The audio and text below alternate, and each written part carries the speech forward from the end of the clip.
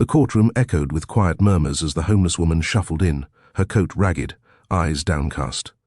Her name was Margaret Wells, once a respected teacher, now a shadow in society's eyes.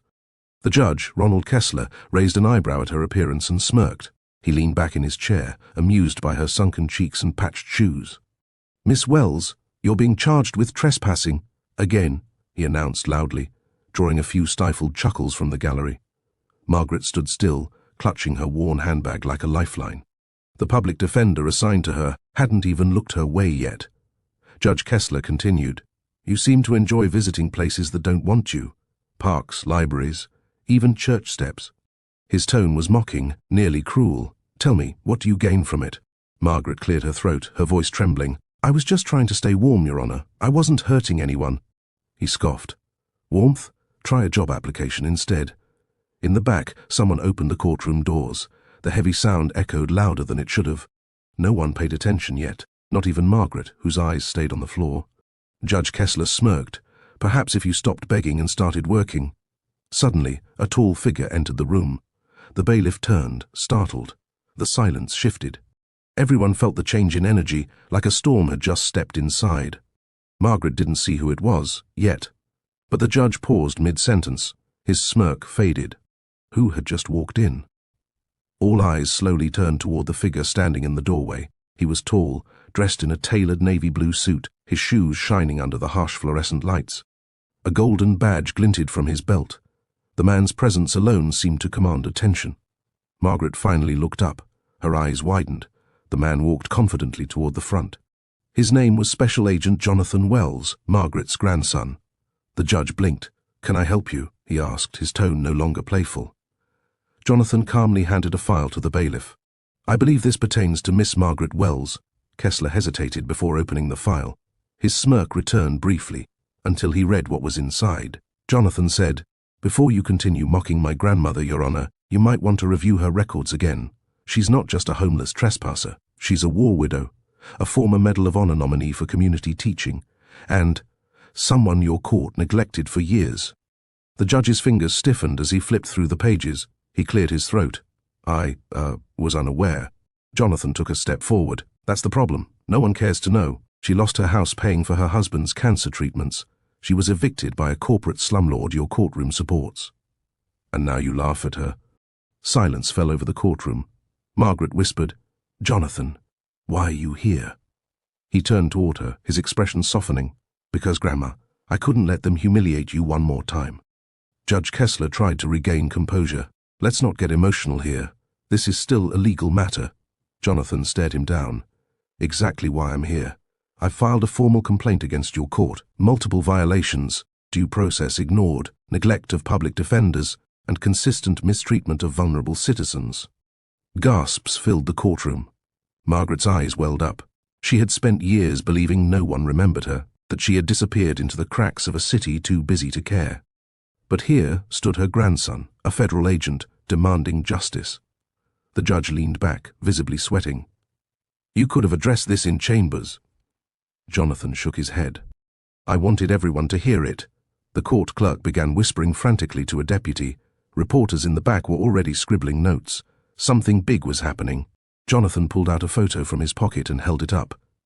"This is Margaret Wells in 1987, receiving a City Award for Educational Excellence. She taught underserved children for over 30 years, kids who are now doctors, lawyers, officers, people your system works for." He placed the photo on the evidence stand. "She gave her life to others, and you laughed at her." Judge Kessler opened his mouth but said nothing. Margaret whispered, "I didn't think anyone still remembered me." Jonathan looked down at her and smiled. "How could I forget the woman who raised me when my own parents couldn't?" The courtroom remained still, suspended in truth. By the time court adjourned, the story had already begun spreading like wildfire. Local news reporters were outside, waiting to interview Margaret and her grandson. Headlines read, "Federal Agent Defends Homeless Grandmother in Courtroom Showdown."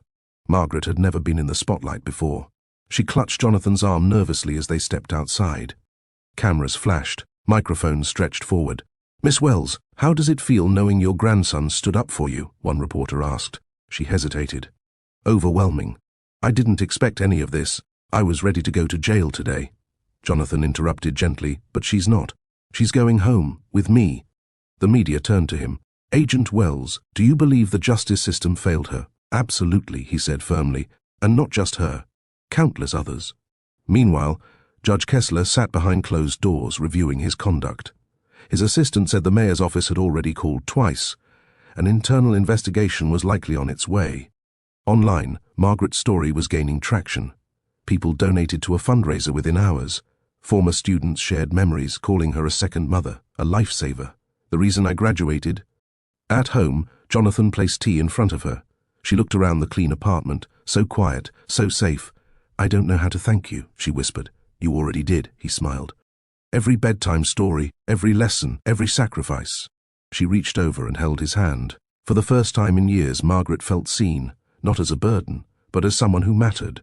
Judge Kessler sat alone in his chambers, his pride slowly dissolving. News footage from the courtroom confrontation played repeatedly on his office TV. He was no longer the figure of unquestioned authority, he was the man who mocked a hero. His phone rang again. It was the Chief Justice. Ronald, we have a problem. You're trending, for all the wrong reasons. I didn't know who she was. That's the problem. You didn't care. A public apology won't be enough this time. Later that day, Kessler stood before a camera, reading from a statement he clearly hadn't written himself. I deeply regret my conduct in court regarding Miss Margaret Wells.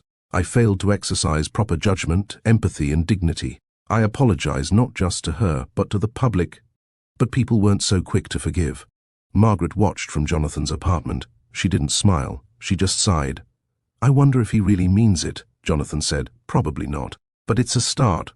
Meanwhile, local leaders demanded reforms in how the homeless were treated in court.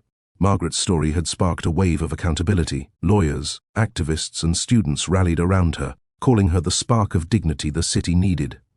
She was invited to speak at a university, offered part-time work, and even received a permanent housing voucher. Life was finally turning around.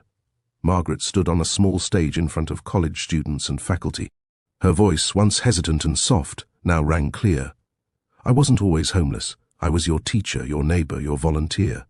But life has a way of changing your address. The crowd listened intently. People think homelessness is about laziness, but many of us fall through the cracks while trying to hold others up. I lost my home, but I didn't lose my heart. She paused, then smiled. And I certainly didn't lose my grandson. The students clapped, some with tears in their eyes. After her speech, a young woman approached her. Miss Wells, you were my mother's teacher. She always said you saved her from dropping out.